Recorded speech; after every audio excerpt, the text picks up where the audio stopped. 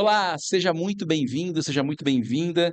Estamos começando mais um episódio Agromix Especial PEC Nordeste, uma série de programas especiais feitos para quem vive o agro com propósito, técnica e inovação.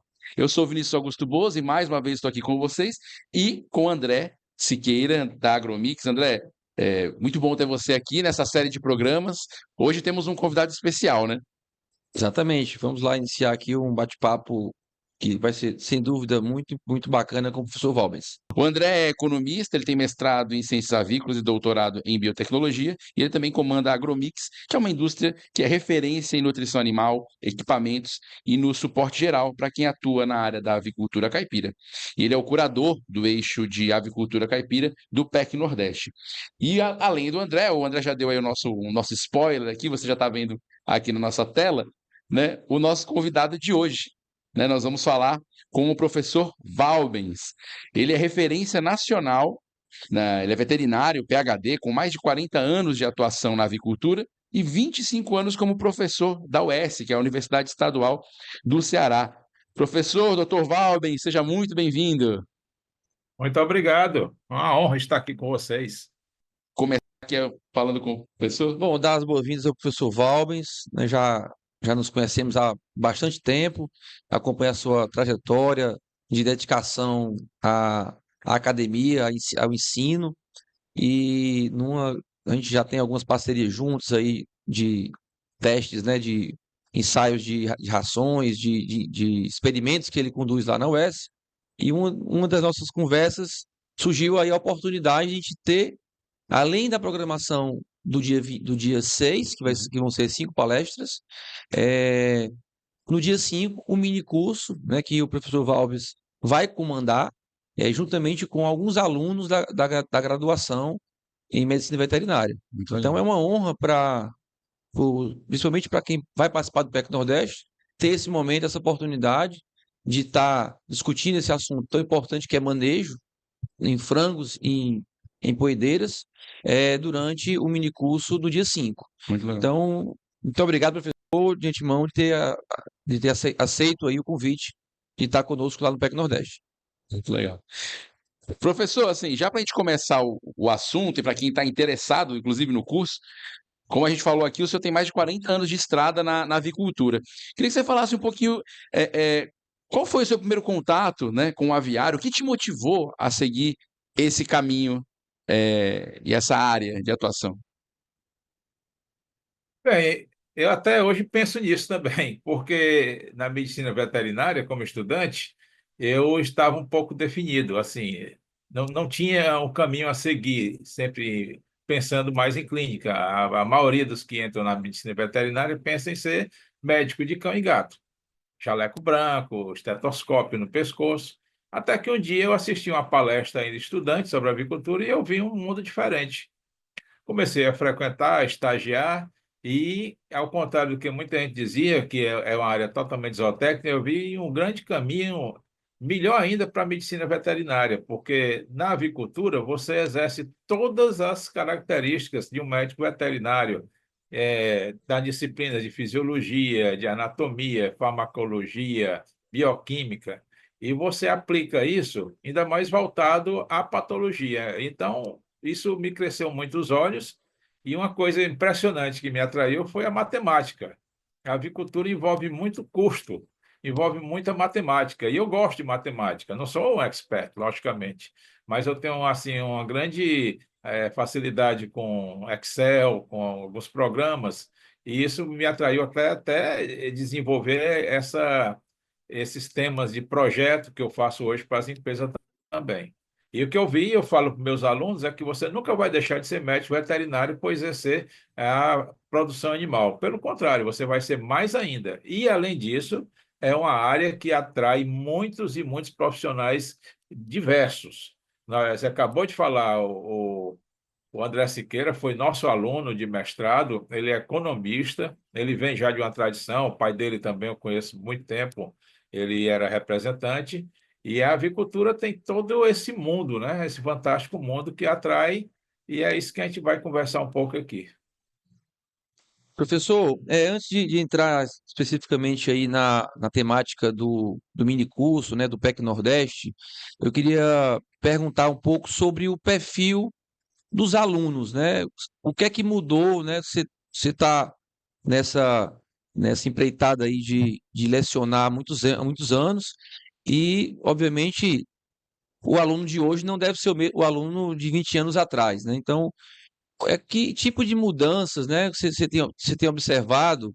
É, e assim, em especial esses alunos que vão estar participando juntos do mini curso, né? O que é que eles trazem de diferente aí do perfil de alunos, dos alunos lá do início da sua carreira?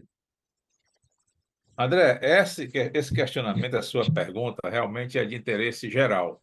O que a gente vê no perfil do aluno de medicina veterinária ainda continua a sua, digamos, maior procura é para clínica, é para a área PET. Só que na área PET tem um mundo de especialidade. Igual na medicina humana, né? Tem oftalmologia, cardiologia, endocrinologia, etc. E cada qual no seu quadrado. Aqui em casa nós temos PET, mas eu não trato, eu levo para colegas, né? Mas o que veio diferente é que, com o passar dos anos, houve uma procura um pouco maior para a área de produção. Por quê? Principalmente, é um mercado que está absorvendo bem. Nós temos os concursos aí que envolvem, digamos, muito conhecimento na área de produção, nós temos concurso do Ministério, da ADAGRE, isso tem atraído. Agora, se você perguntar assim, isso é a característica daqui do Ceará, do Nordeste? Não, é uma característica nacional. Ou em todo lugar do Brasil existe uma procura maior pela área PET. Eu considero que 10, 15, 20% ou até 25% queiram produção em geral, não somente agricultura. E eu vi também, quando eu fiz o doutorado, eu vi isso na Espanha e uma parte do curso eu fiz em Portugal e também vi do mesmo jeito. Foi igual, da mesma forma. Bom, e daí veio em Minas Gerais, quando eu fiz o mestrado também, e teve a mesma situação, isso veio acontecendo.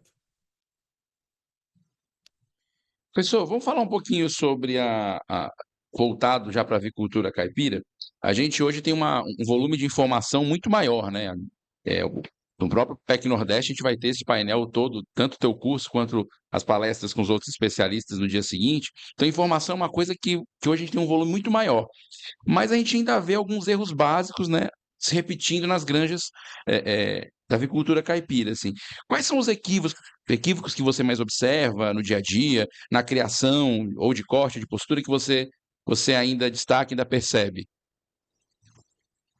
Perfeitamente. O que acontece com o perfil do criador de galinha caipira é que ele tem que mudar sua cabeça e entender que ele faz parte de um agronegócio. E um agronegócio não tem romantismo. Um agronegócio, como o nome está dizendo, eu tenho que planejar, eu tenho que executar e tenho que buscar rentabilidade financeira. Se ele não tiver esse pensamento, continuar achando que galinha caipira é uma criação de fundo de quintal, é uma criação que não requer cuidados com genética, com sanidade, com nutrição e com ambiência, ele vai, digamos, desistir em pouco tempo. E nós vimos isso demais. A maior parte dos erros está no planejamento, e é uma das coisas que eu vou focar no curso. Como planejar fazer uma criação em um sítio, em uma área maior, se você vai usar aviário, se você não vai usar aviário, você vai usar um sistema ao ar livre, o que é que você vai fazer? Contanto que você tenha muito cuidado com biosseguridade. Aí, para isso, existe as normativas do Ministério, que tem que ser observada também.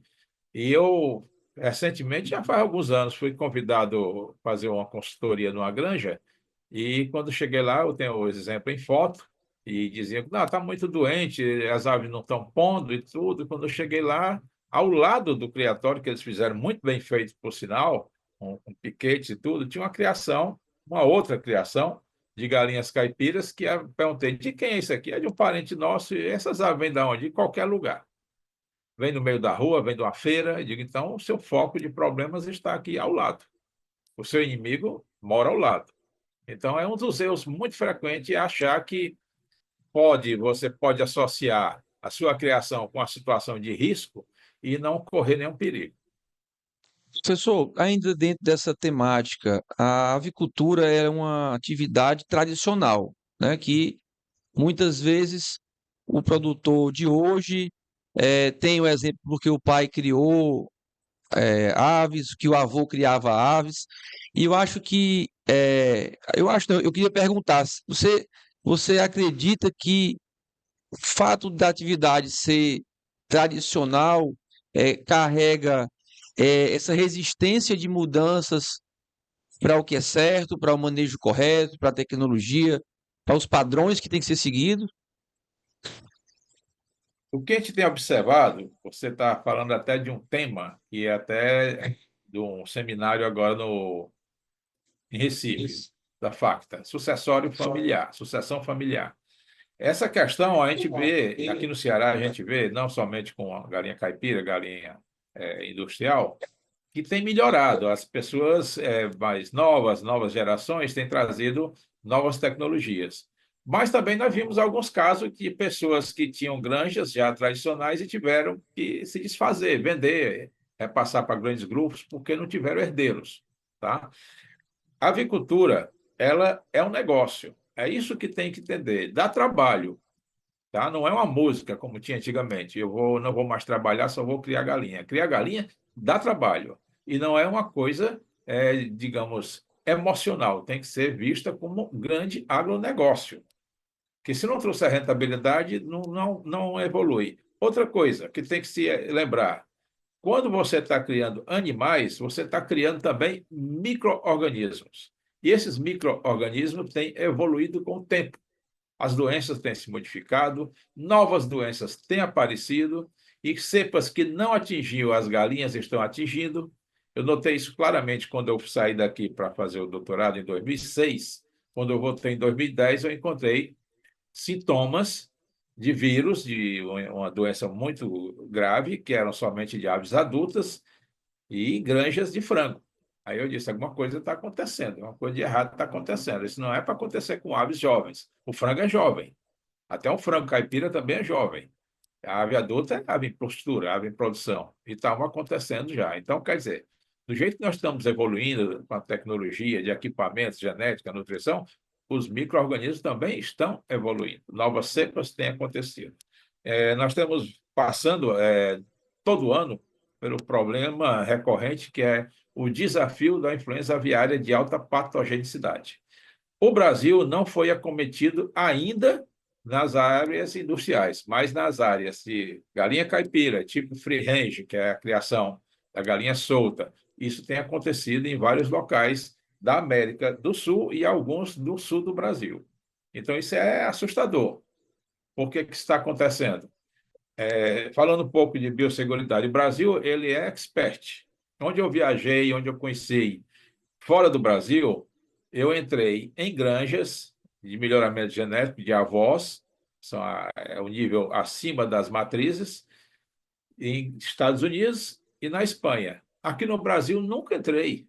Não entra, nem que eu queira não entra, porque isso é fechado somente para o técnico que trabalha lá. E nem eu peço para entrar, porque seria uma irresponsabilidade visitar algum degrau desse, tipo avós, bisavós, trisavós, pedigree. Não é concebível isso. E o Brasil ele é muito rigoroso nesse ponto.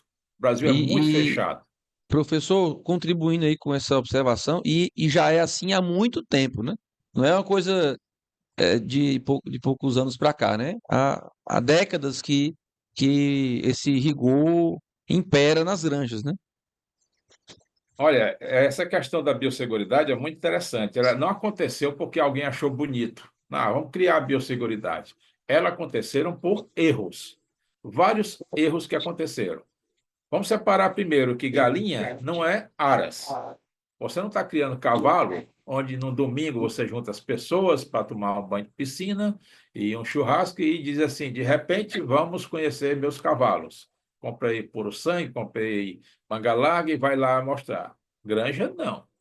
Granja não é para mostrar para ninguém. Granja não é para ter visita. Só entra lá quem tiver motivo e técnica.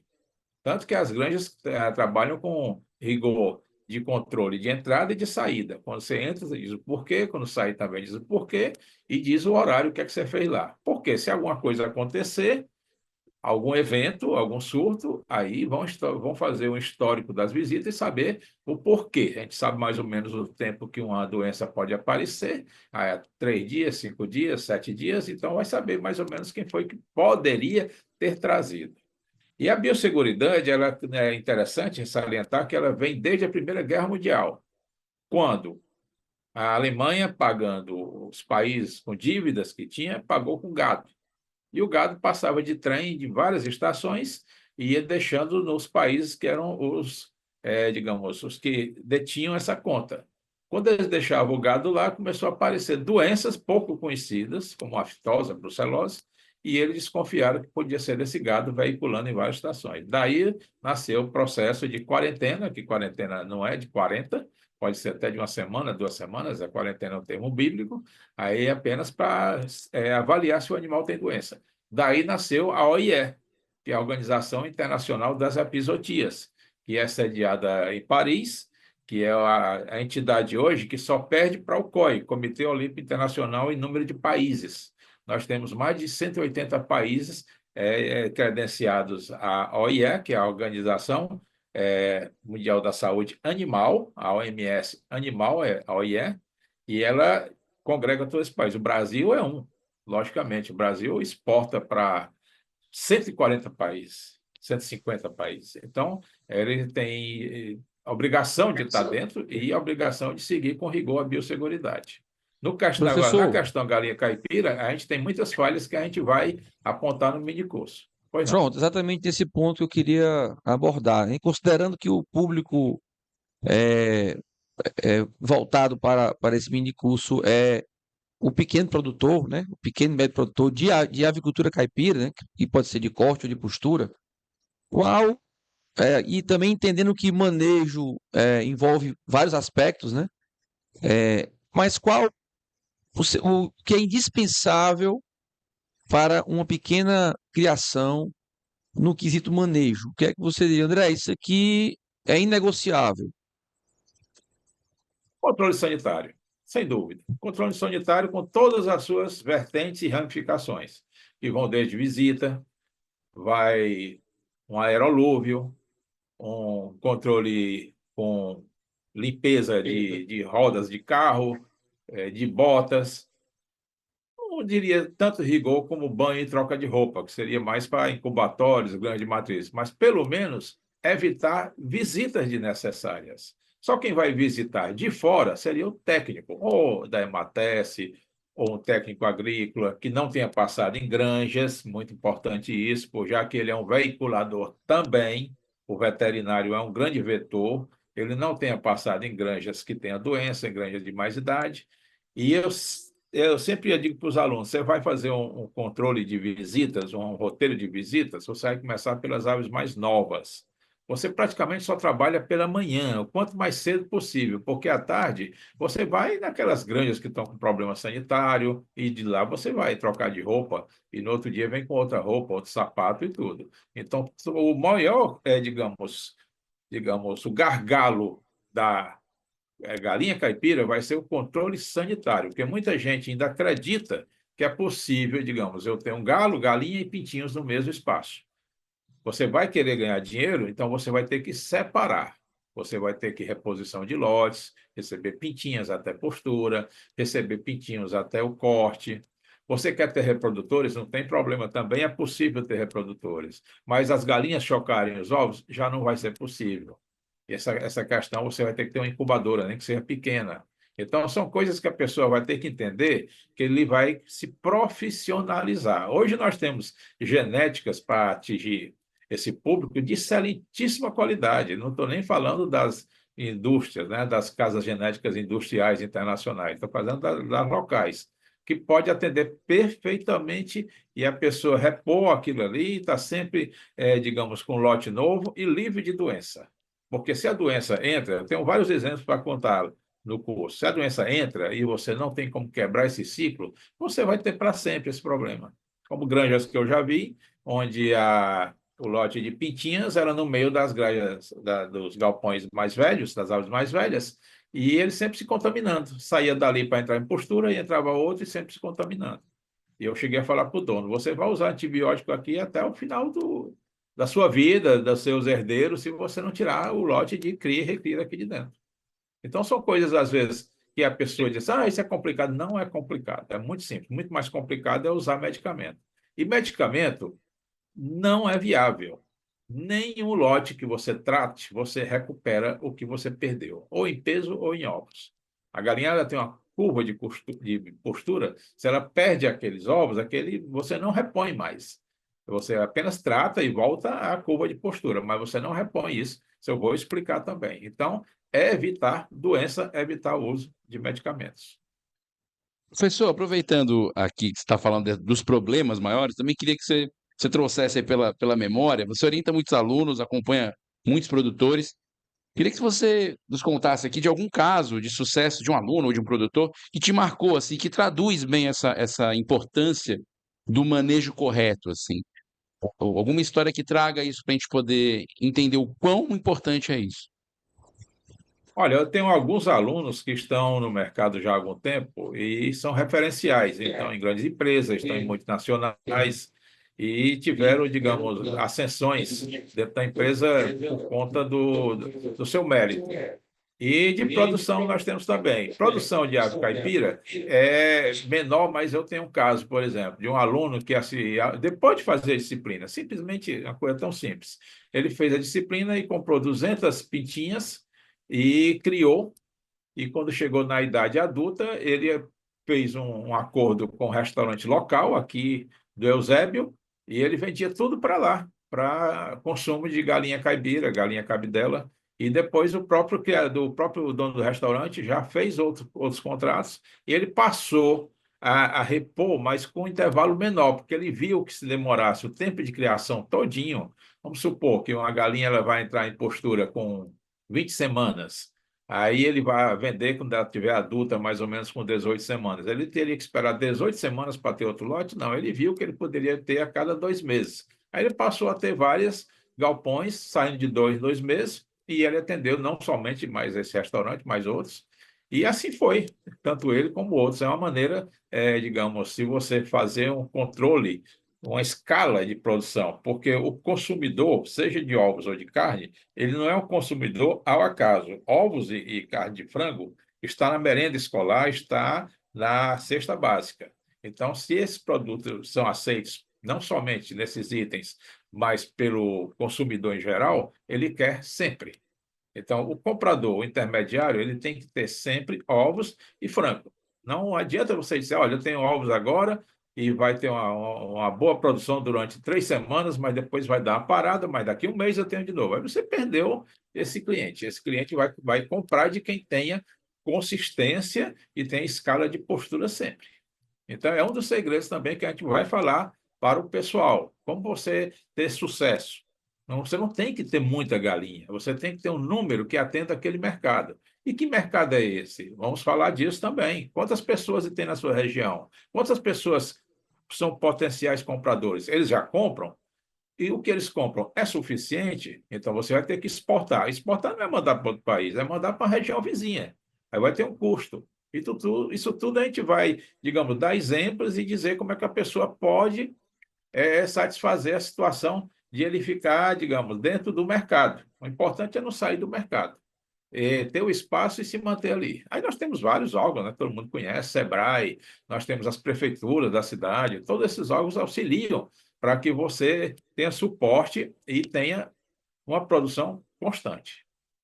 Professor, na vivência lá na Agromix, a gente tem visto muitos casos de produtores leigos, né, que nunca criaram, que são, digamos assim, de primeira viagem, mas que uma vez que segue, né, as orientações que a gente presta, e lá a gente tem assim investe um tempo considerável para passar a informação para o cliente, né? A gente simplesmente não vende por vender. Então a gente presta ali o guia da linhagem, os programas de vacina, temos técnicos lá qualificados para poder atender o cliente, eventualmente visitar o cliente. E a gente percebe que, uma vez que o produtor segue as orientações, e eu tenho alguns casos como esse, o resultado vem, né? Então, contribuindo aí, concordando com a sua fala anterior, não tem muito segredo, né? Se o, o, o empreendedor tem o capital necessário para investir na atividade, né? Se tem um acompanhamento técnico correto, se profissionaliza, ou seja, se busca informações, né? Se inteira de dados e de informações técnicas e aplica, é, essa etapa ele consegue vencer. Ou seja, eu não tenho medo nenhum de dizer para nenhum cliente nosso que vai dar certo, porque desde que ele faça, né, o que precisa ser feito, vai dar certo. E termina que o mercado é que talvez possa trazer algum tipo de insegurança. Então, por isso que também nós procuramos orientar, né, quais os mercados ele tem que buscar. Inclusive, tem um curso do Senar muito interessante, que é Isso. valorização da agricultura, da avicultura caipira, né, como você vender, aonde você vender. Tem muitas dicas importantes, é um curso online que o Senar dá. Eu acho que dá até para colocar o QR Code aqui também no vídeo, porque eu fiz o curso, né? A quem eu posso eu indico, porque realmente são algumas dicas importantes, né? O mercado do frango e do ovo caipira é um nicho, né? Então, cada um tem que buscar o seu espaço e nunca deixar que se compare, né, ao produto industrial, né? Porque nós temos um produto diferenciado por natureza, pela criação, pela que ele agrega de valor no sabor e até mesmo na história, né, daquele produto. É, e, e também dentro do mercado público, né, existe uma demanda imensa, né, dos hospitais, das escolas, né, creches, que tem que fazer a aquisição do produto da agricultura familiar, né, de até no mínimo de 30%, oriundo da agricultura familiar. Então a gente lida todo dia com esse tipo de situações e encontramos vários bons exemplos, né? Então, assim, o senhor poder levar esse bom exemplo lá para dentro do curso é muito enriquecedor, porque o produtor que vai estar lá participando, ele vai se enxergar naquele personagem ali, daquela história, né? Isso. Olha, André, você na sua fala agora, você falou N coisas importantes, viu? Muito, muito bom. A assistência técnica é uma das maneiras mais, digamos, comprometedoras de se aliar ao cliente. Você vira cúmplice. O que der certo para ele, deu certo para você. Isso é muito importante, essa confiança.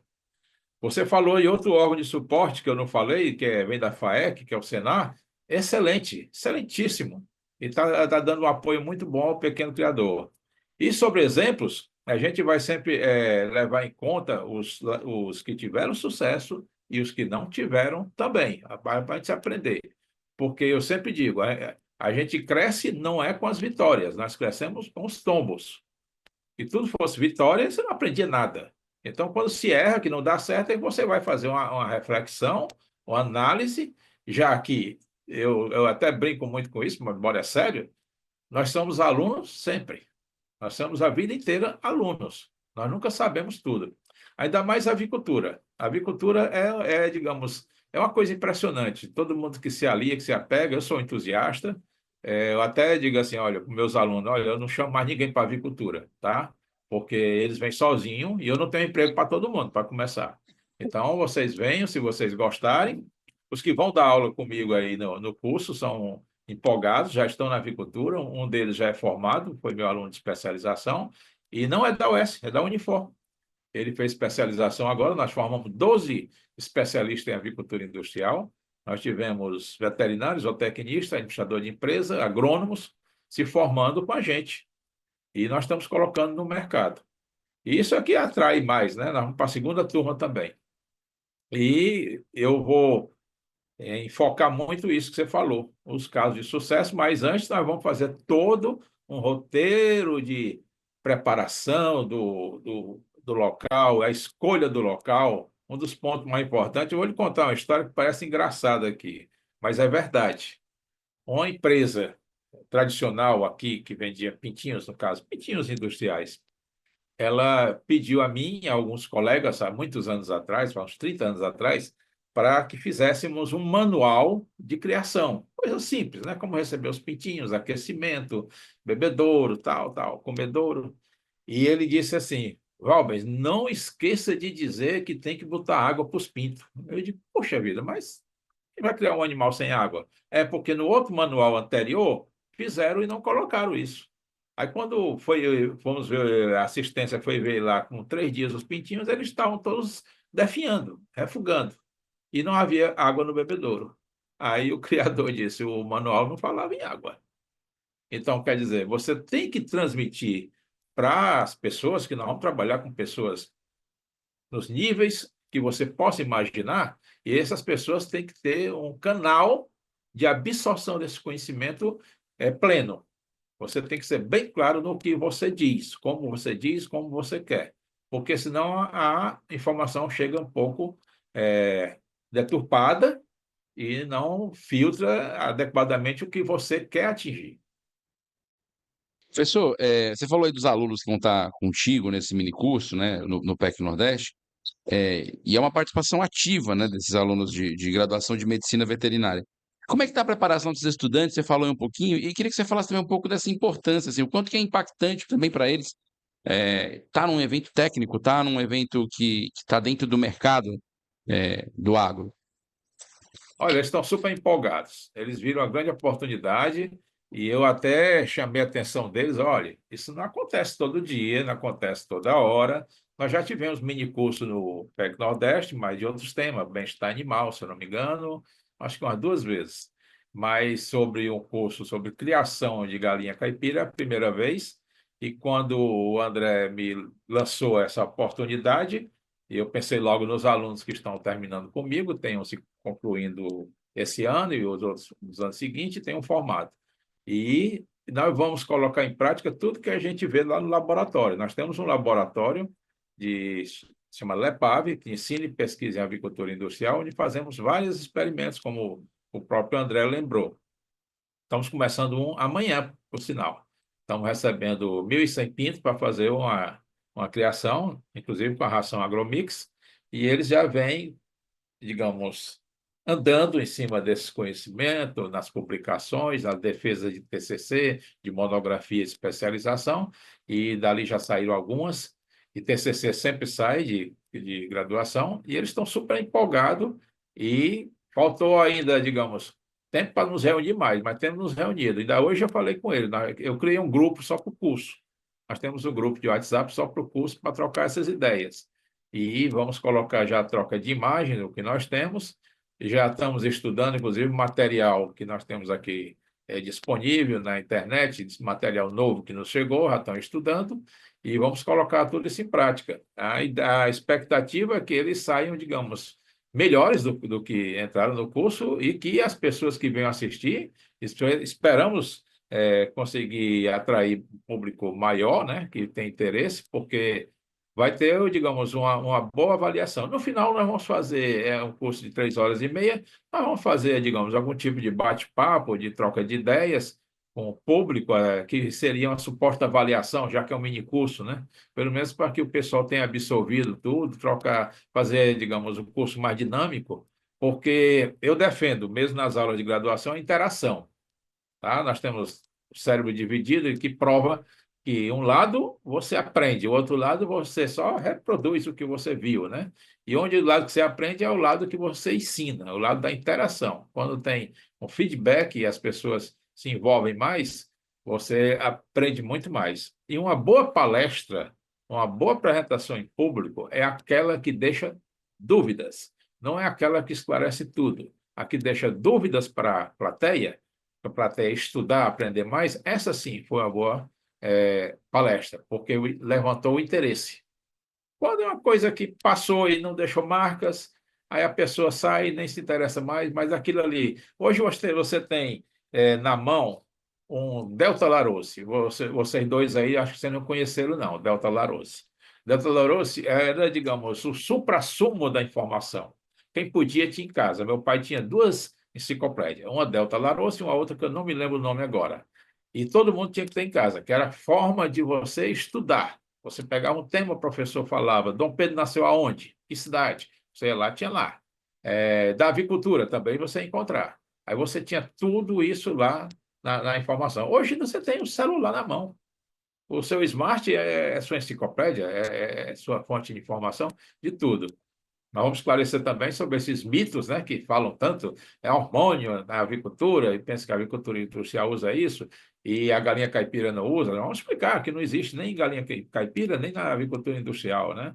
E os médicos, quando dizem isso, eles esquecem que eles têm um smartphone também, né? Então, sair afirmando uma coisa que não conhece é impossível. Já me perguntaram, você daria uma palestra para milhares, centenas, sei lá, de médicos, dentistas? Digo, claro, sobre esse assunto, claro, eu vou falar do que eu conheço, não vou falar do que eles conhecem. Então, eles não podem sair falando por aí, a galinha usa hormônio. Uma vez uma médica me disse, todo mundo sabe. Eu disse, todo mundo sabe não é uma coisa que se diga por um médico, você tem que ter uma informação científica. Então, nós vamos esclarecer também esses pontos, né? Vai ser um tempo bem aproveitado para tirar muita dúvida, até para quando eles estiverem comercializando, saberem o que responder. Inclusive, é importante que eu vou explicar duas coisas no planejamento. De início, conhecer a galinha e conhecer o ovo. Eu vou mostrar, dentro de uma linguagem muito aberta, muito franca, muito, digamos, no nível mais popular, como a galinha funciona, como o aparelho reprodutor funciona e como é feito o ovo, o que é que o ovo tem. As pessoas entenderem quando quebrar um ovo, o que é que mostra. Porque ele, como o produtor, ele tem que conhecer o produto dele. Como eu já vi gente, tem um fórum chamado Engormix, que eu acho que o André conhece, eu faço parte, eu já vi pessoas produtoras dizer coisas absurdas. E eu ficava só ouvindo justamente sobre o hormônio. Aí eu entrei e disse, não, seu fulano, o senhor como produtor só tem acesso à informação, à sua ração, à sua formulação. Não existe nenhum produto à base de hormônio. Hormônio é uma molécula proteica. Aí expliquei tudo que pode acontecer e que não favorece a galinha ter hormônio. Agora, o que é curioso é como é que um animal com pouco tempo desenvolve tanto, como é que produz tantos ovos. Eu acho que é esse aí, né? É o que a galinha é fascinante, né? Um animal fascinante. Por isso que tem empresários como o André que está vivendo disso e tanta indústria, o que faz hoje a carne mais consumida no Brasil, é a carne de aves, 47 quilos, daqui a pouco vai virar 1 quilo por semana, né? Nós estamos pertinho de 52 e nós estamos no segundo consumo do mundo. O primeiro é a carne de suíno, o segundo é de frango, e a tendência é tomarmos o primeiro lugar. Quando eu falo frango, eu falo avicultura em geral, né? Porque, como o próprio André falou, existe o nicho de mercado que prefere a galinha caipira, existe o nicho que não se importa com isso, que não se importa com a cor da carne, que não se importa com a cor da gema, e tem aquele que tem a importância da cor da gema. Isso tudo também a gente vai falar no curso. O que é que atinge aquela cor da gema? Qual a importância da genética? Isso tudo a gente vai abordar. É inegável aí a contribuição da academia, né, diante de uma cadeia produtiva como a da avicultura e tantas outras, né? A gente está lá na Agromix, estabeleceu um convênio com a UFC agora recentemente, com a empresa Júnior lá para receber alunos para fazer estágio. E essa empresa Júnior ela tem um trabalho de assistência técnica, de visitar clientes, né, de visitar produtores e de dar suporte técnico na área de zootecnia. É, qual, qual anseio você teria, né, na UES de fazer com que a extensão fosse mais presente? Existe esse esforço na UES? Como é que se dá? Como é que a gente poderia divulgar esse trabalho para que, inclusive, abra portas para os alunos, né, de veterinária a ter contato com quem produz? Porque ali pode ser o futuro parceiro dele, um futuro é, demandante pelo RT, né, de ser responsável técnico da granja, ou do abatedouro, ou do próprio interposto de ovos. Como é que a gente poderia, é, através do PEC Nordeste, através das iniciativas privadas, dar as mãos para a UES e fazer com que isso acontecesse com mais força. Primeiro, muito obrigado pela lembrança, muito obrigado pelo incentivo, e nós somos totalmente abertos a esse tipo de parceria. A UFC, lá dos meus amigos, lá, os professores, eles têm uma vantagem a mais, trabalham mais com produção animal do que a medicina veterinária, né? Lá tem agronomia, tem a zootecnia, o nome já diz tudo. A medicina veterinária é mais voltada para a área de clínica, tanto que o hospital veterinário ele atende cães, gatos e uma parte de grandes animais. Cada área, por exemplo, lá em Madrid, o Hospital da Complutense de Madrid, da universidade, era voltado para cavalos, porque ao lado tinha o Zazuela, que era um hipódromo. Então, recebia muitos cavalos, até para necrópsia, o que é que tinha acontecido e tal. Então, no nosso caso aqui, nós estamos precisando de uma ajuda dessa, nós estamos precisando de uma parceria dessa. E vindo de empresas como a sua, juntamente com o PEC Nordeste, nós estamos abertos, porque a gente entende que ao colocar um aluno no campo, a gente colocar o aluno dentro de uma situação real, ele só tende a crescer. Se você não tiver desafios na sua vida, a sua vida não é nada. Então, o aluno tem que começar a ser desafiado cedo. E se ele tiver dúvida, liga para a gente, vai atrás, pesquisa, usa o cérebro, procura aquela velha, digamos, tônica. O que é que eu faria? O que é que fulano faria? Eu fiz isso quando eu entrei numa granja, eu não sabia muita coisa. Aí os caras diziam assim, eu me lembro que eu era estagiário, eu era Valbens, e ainda estudante eu passei a ser veterinário da empresa. De uma noite para um dia eu era doutor Valbens, com os mesmos funcionários. E eles queriam que eu passasse receita. Queria que eu dissesse, o que é que a gente faz? O lote está doente, o lote está assim. Aí eu ia atrás de saber o que é que tinham feito até aquele momento, né? E colocar o cérebro para funcionar, e aí a gente foi crescendo, né? Foi crescendo, foi desafiado, e passando por essas pós-graduações, a vida me foi muito generosa, eu só tenho a agradecer e continuo estudando. Você sabe muito da agricultura, nem de longe o que eu gostaria de saber. Nem de longe eu sei o que eu gostaria de saber, mas continuo tentando, continuo estudando. Todos os dias eu abro trabalhos, eu leio, é mais que tudo agora está na tela, né? Tudo está no computador, está no smartphone, você facilita. Eu digo para os meus alunos também, e o André, como empresário, também sabe muito disso.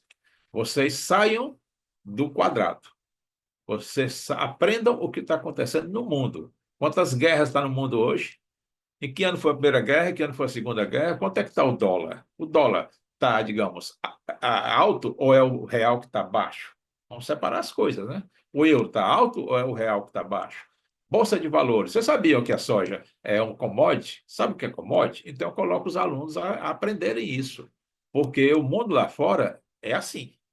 O mundo lá fora é muito sério, ele nivela, a gente brinca muito, né? Que do pescoço para baixo é tudo igual. Então a gente nivela desse jeito e que não vai facilitar. Aí eu sou muito rigoroso com erros, chamo atenção toda hora. Quando eu pergunto alguma coisa que eu já disse que não sabe, chama atenção, mas dentro do nosso contexto, né? Com respeito. E alguns alunos chegam para mim depois de formar e dizem: "Ei, professor, o senhor disse que o mundo lá fora era mais difícil que aqui, mas põe difícil. O mundo lá fora é muito mais difícil que aqui." E, pois é, a universidade ela tem essas facilidades, né? Como a novela, se errar, repete a cena. Lá fora não dá para repetir, o mundo não aceita. Então você tem que estar muito bem preparado para estar no meio dos grandes. Nade com os tubarões sem ser comido por eles, porque lá fora vai ser assim.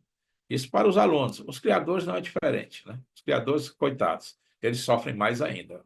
Se um veterinário, um agrônomo, até que perde emprego, ele pode conseguir outro. Mas no caso do produtor, se ele fechar as portas, vai passar dificuldade os empregados e ele também. Então, é uma das coisas mais tristes que eu sempre notei, sempre vi, convivi, foi com empresas em dificuldades fechando. Isso aí não é bom.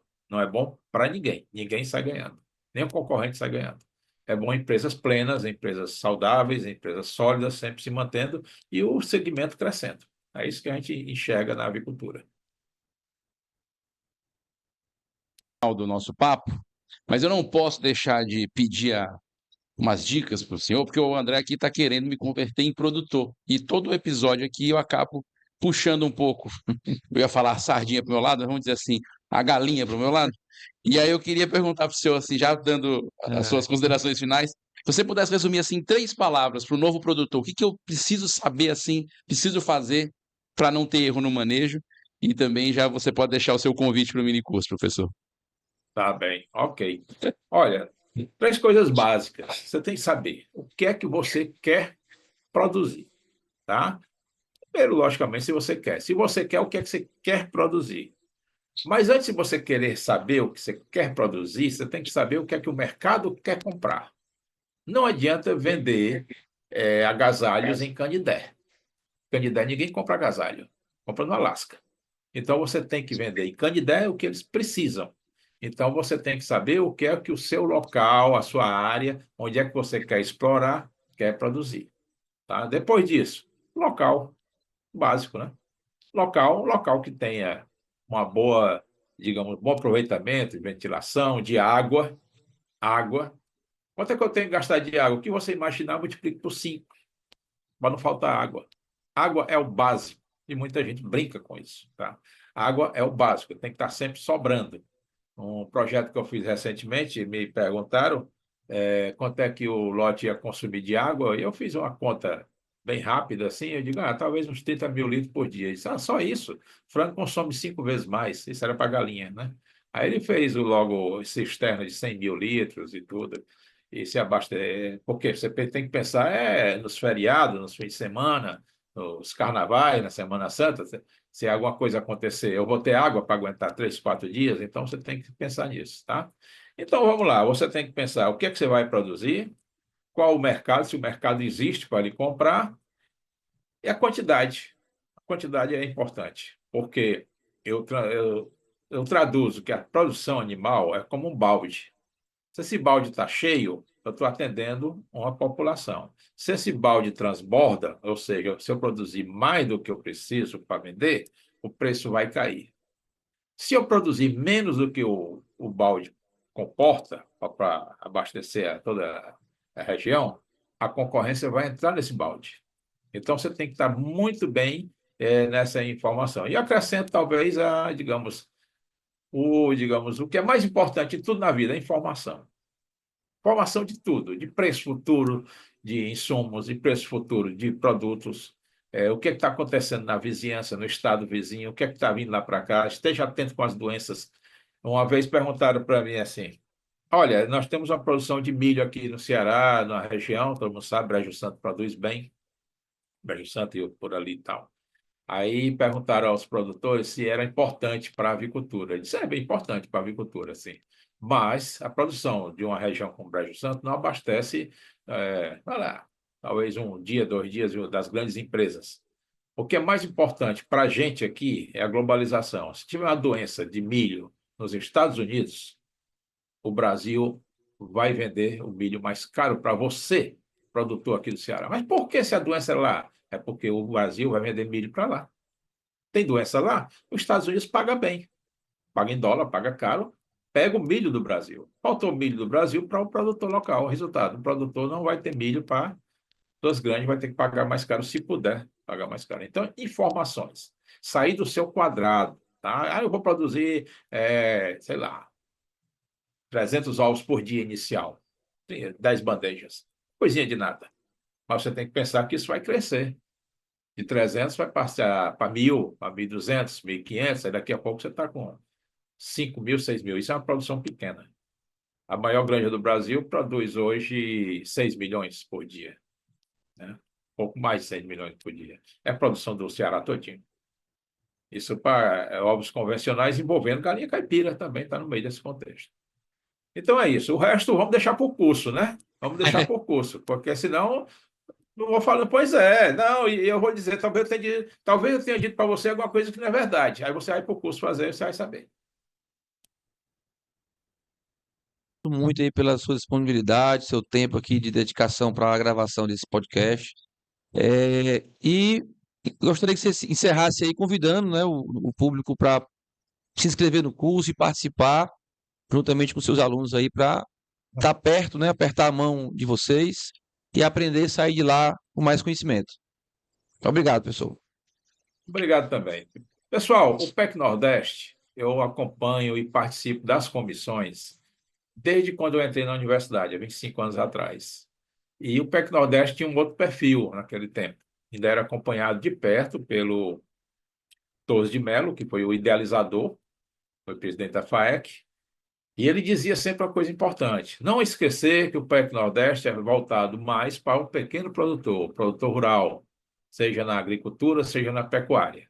Então, no início, nós tínhamos muitas limitações, até para a própria avicultura industrial. Quando entrou também, queria que os tipos de curso não fosse assim muito elitizado, mas conseguimos fazer uma mesclagem interessante e ter esse curso tão não só elitizado, mas que atendesse a todos os segmentos. Então, o PEC Nordeste é aqui no Ceará. O PEC Nordeste é todo ano. Isso é um luxo, isso é uma riqueza muito grande. Não existe outro evento desse nível no Brasil, eu acho que nem no mundo. Nós temos uma feira muito grande, Atlanta, Estados Unidos, eu estive lá agora, mas é voltada totalmente para a indústria. E eles fazem todo ano, é mais feira, é mais equipamentos. Mas um segmento como o PEC Nordeste, que tem cursos, tem palestras, tem oficinas e tem exposições de feiras, é uma coisa rara. Eu digo para meus alunos, não deixem de fazer, não deixem de enviar trabalhos para publicar e nem deixem de participar dos cursos. Então, eu convido aqueles que já fazem avicultura caipira, aqueles que estão pensando em aumentar e aqueles que querem entrar. Nós vamos fazer um curso voltado desde o início, ou seja, para quem está querendo começar, até para quem já está em desenvolvimento. Vamos supor que você vai entrar no curso 8h30, não conhece nada, quando for 12 horas, meio-dia, você já está quase que um especialista. Você não sabe mais porque você não colocou em prática, mas você vai estar no ponto de colocar em prática, de buscar uma assistência que lhe oriente, mas você vai ter muito mais embasamento, você vai ter muito mais suporte para criar, chegar para a sua família, chegar para os seus parentes, olha, vai dar para a gente fazer agora, eu fiz um curso agora, eu entendi que é assim, assim, e colocar isso em prática. É esse o objetivo do curso. Alves, muito obrigado. André, muito obrigado pela presença em mais este episódio. E se você deseja aprofundar seus conhecimentos sobre esse tema aqui, o Dr. Valmes vai ministrar esse mini curso no PEC Nordeste, dia 5 de junho, de 8h30 da manhã ao meio-dia. São 42 anos de experiência traduzidos em manejo que funciona. As inscrições estão disponíveis no site do evento e também no QR Code que está aí na tela. Você já pode pegar seu telefone, escanear e fazer a sua inscrição no PEC Nordeste e nesse mini curso, tá bom? Bom, a gente está só no início, né? A gente tem muita gente que vai passar aqui nessa série de programas da Agromix Especial PEC Nordeste, então você fique ligado aqui nas redes sociais da Agromix. Até o próximo episódio, galera.